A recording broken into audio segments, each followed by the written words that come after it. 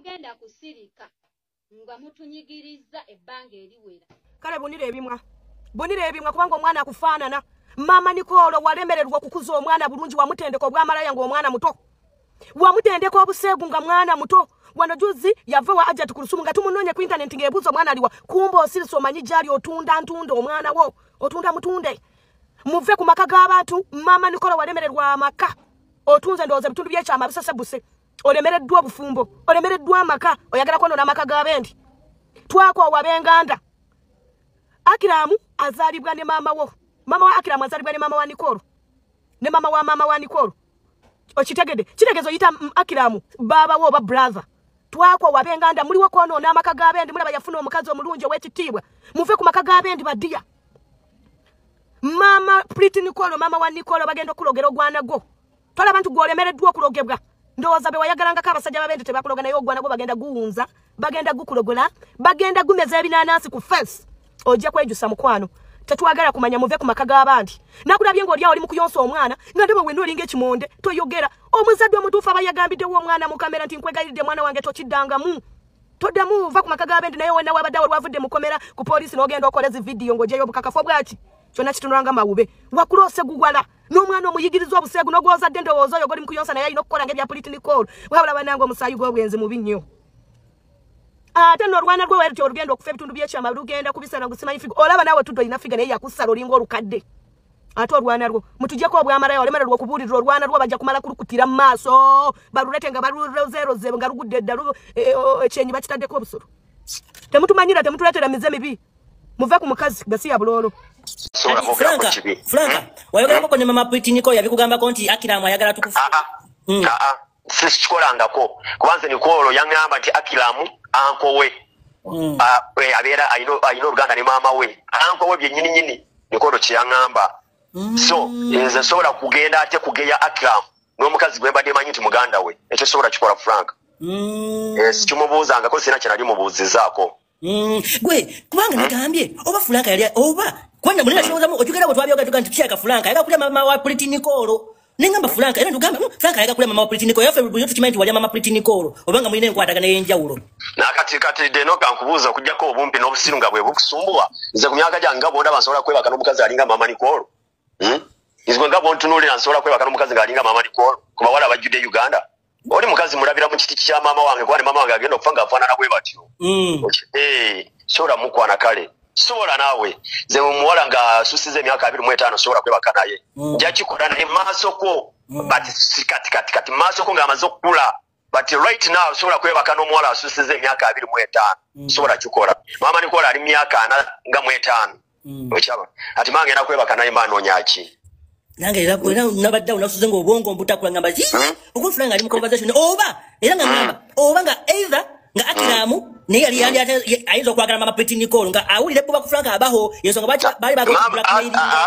Acram baganda n'oyo omukazi ze Nikolo yali nnyonnyola kwa Nikolo talina kye yali ankweka na zino nudize zafuluma namubuuza ebyaddala nudize ezo zizo oba nakkiriza bambi n'abingamba n'angamba n'esitole yonna nga bwe yatambula okiraba Nikolo yali kankweka yangamba nti anko we byaddala sigambolingi so kati gundi ono kati ezinensonga niye yatuusa okulaba nga zijja ku media alija kigozi oba ajati ajati oyo ensonga ezo okujja ku media ajati azinamu omukono ayinza okuba alina byayisaawo mbuuza batya omuwala friend wa Nikolo gwe bajja ku interview bwe bamala omujja ku interview bagimugirako ate mu nnyumba ya ajati ng'alinga awe mula ate baawe ate bw'aleeta bwino wa Nikolo ne weebuuza kino kiki interview bali wa ajati waka yes bali wa ajati waka nga ajati ali mu kamera naye nga bali mu maka ga ajati ekyokubiri ate jakikozi mukwano gwa family eyo onfanfe bwabanga yalawa waliwo okoze genda okuwemula Acram ne ajati wakira bateekamu ne sente okuziyiza emboozi eyo obutasaasana mu bantu oba nefulumizibwa nga Alani Kuluza atalina akakwateko eyo family oba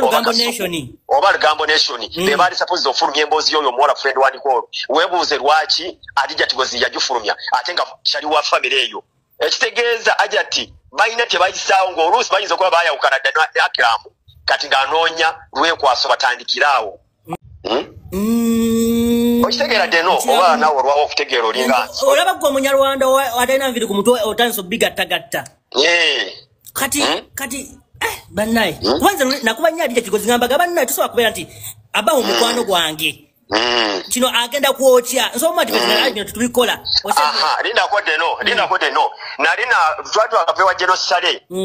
Funi gunda akakatambika akayo malaya yandi kodinga ne kafuma twanda twali tuyomba. Nebo wanda bakula ivuga bataliso biyumbuza. Tewankubira simu za kumu nozija ku live. Nakubira nakugenda kuocha. Nditwayomba yocha.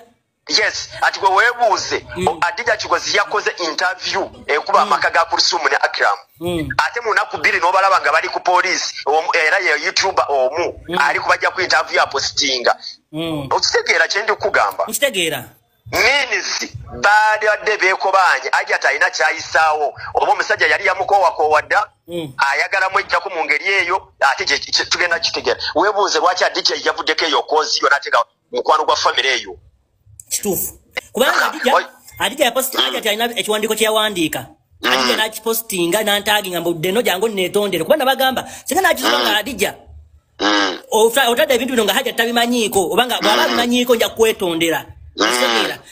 Bw'aba tabimanyiiko oli muntu mubi nnyo tolina mukwano gwo. Naye ate sisobola kugamba Adija nti solo lw'ensonga sisobola kulaba muntu ng'ayokya nga nkulaba ogenda kwokya.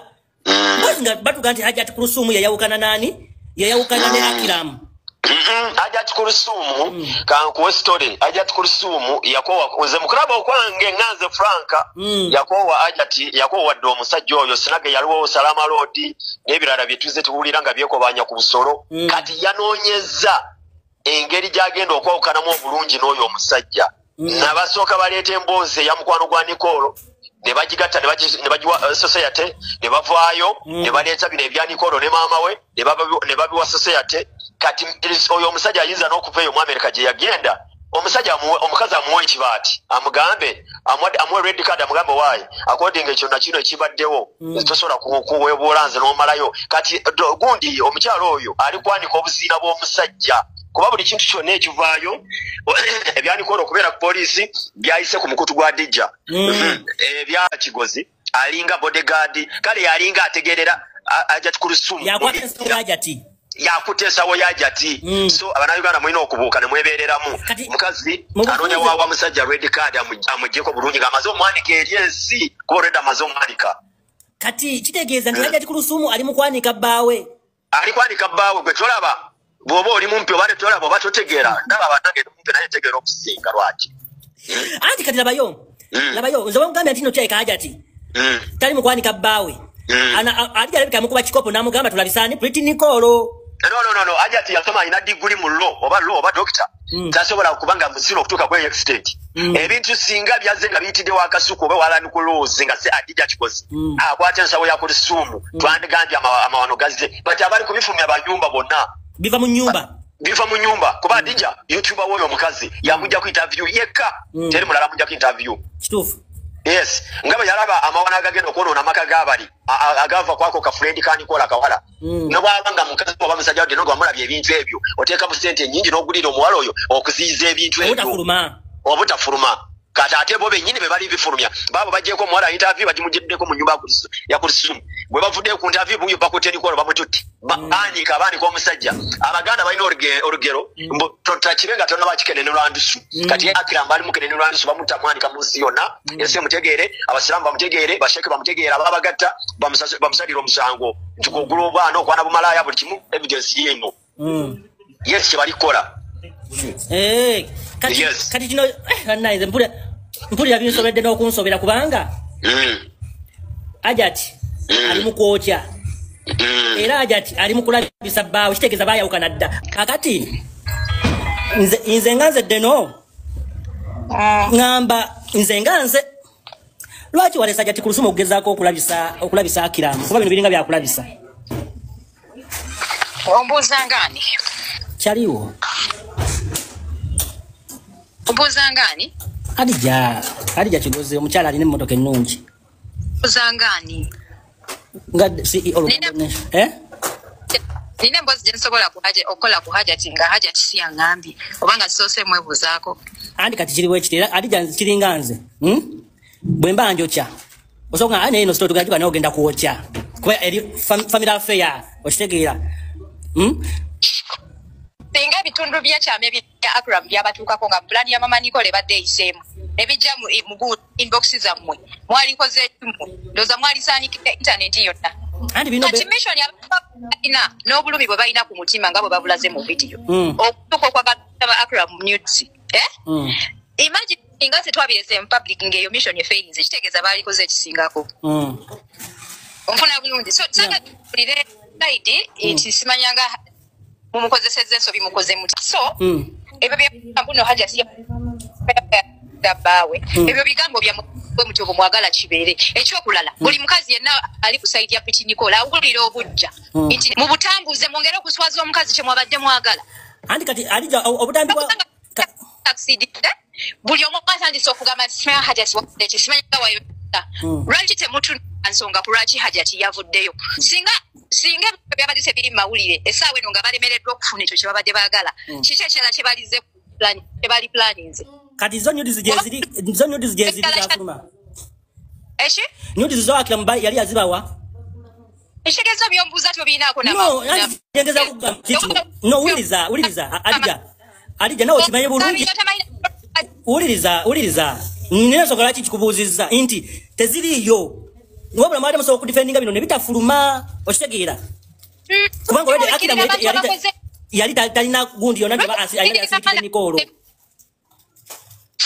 lwaki mubikirira abantu abakoze ebintu ebiri ku bantu lwaki mwagala nnyo basanyusa n'okwogera ebirungi buli budde kankubulire wano ku social media buli muntu alina entegeera ye sigenda tegeera nga bw'otegeera kuba gwe omulimu gwe gwakola lugambo nakuvuma bantu oshigedde so kati si lwaki mwesibye ku nsonga y'okubeera nti nnonze nalese ebintu anti kiri bwe kiti nti tukwesibyeko olw'ensonga nti ali oli muntu mukulu osobola okwadvisinga omuntu nti kino tukikola kigenda kuvaamu ki okitegeera ensonga eri yagwa omuntu omukulu obwongo bwe obutono obulemereddwa okutegeera oyagala oyiseewo gwe toyagala oyisaawo bwebuze ekirala tokifunyeemu feeling olwo tokituta personal nedda gwotakitegeera kubanga ne story gy'omuzaako tewagira anti laba yo story nzirina ne conversation za WhatsApp nzirina okitegeera ku bintu by'ombuuza laba yo olaga nti nze nina already conversations nga Nicola ya Nisha okumugamba nti ki ono omusajja omumanyi era nasindika n'enamba ya Nisha I mean enamba ya Acram South Africa inbox yani ya Nisha lwakuba nti nno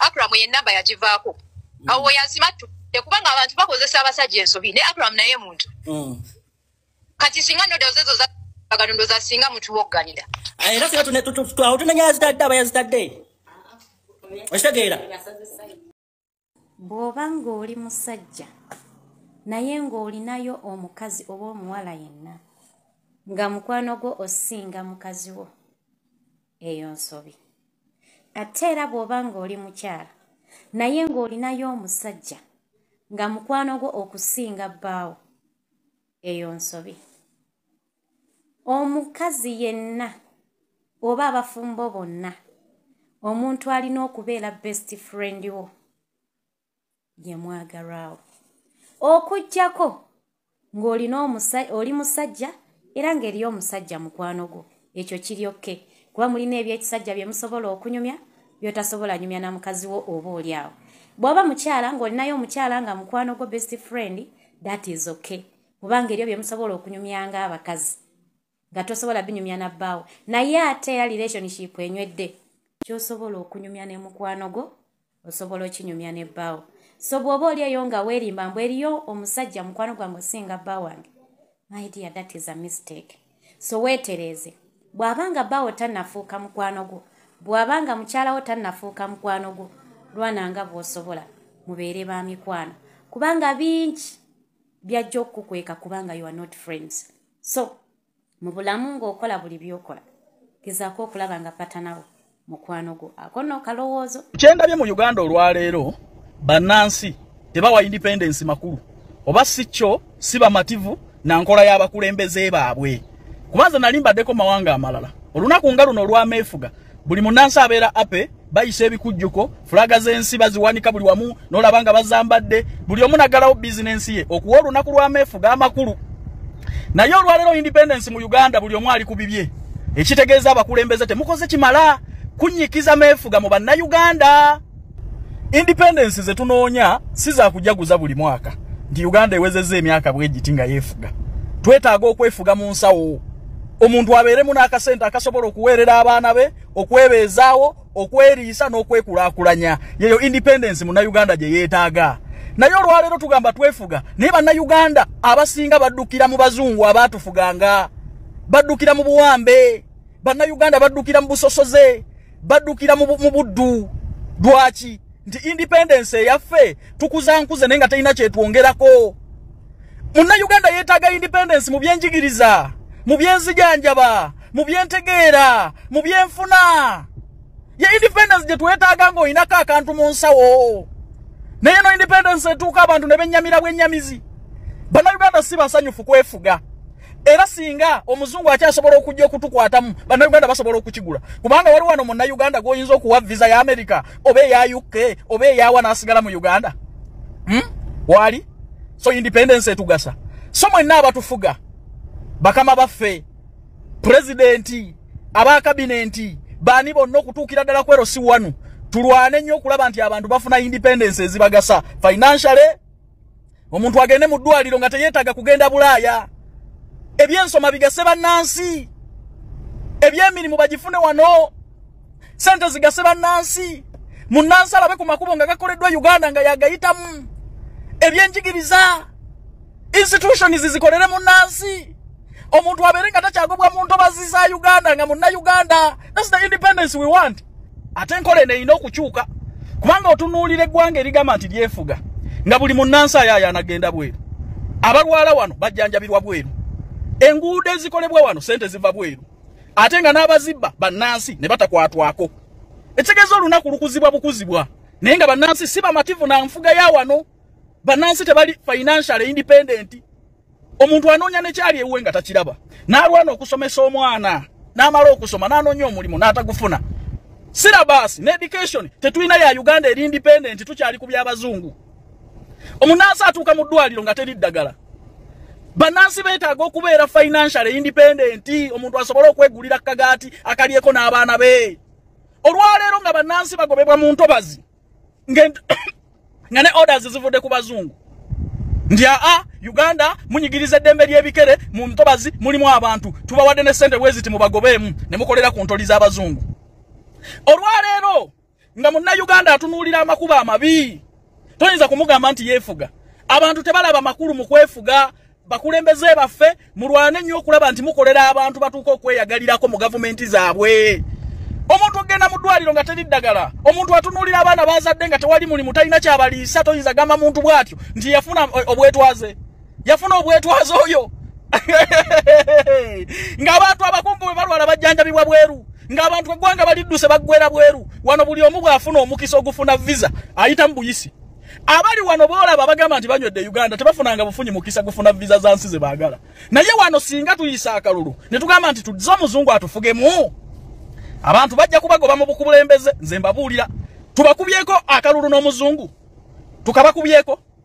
Omuzungu yafuganga wano nga mu ddwaliro mubaamu eddagala. Olwaleero ogenda emulago ng'eddagala lya kugula buguzi. So abakulembeze baffe nze ndi ku gulawundi. Bannanga abantu olunaku tebalujjumbidde, abantu olunaku tebaluwa makulu. Mulwane nnyo okukolera abantu ebibalaga nti ddala beefuga. Omuntu abeere financially independent, abeeko akasente akagulira omwana omugaati. Munnansi afuneko waasula, munnansi afune eddembe mu nsi ye, munnansi yeyagalireko mu nsi ye, munnansi ayogereko abuukule mu nsi ye.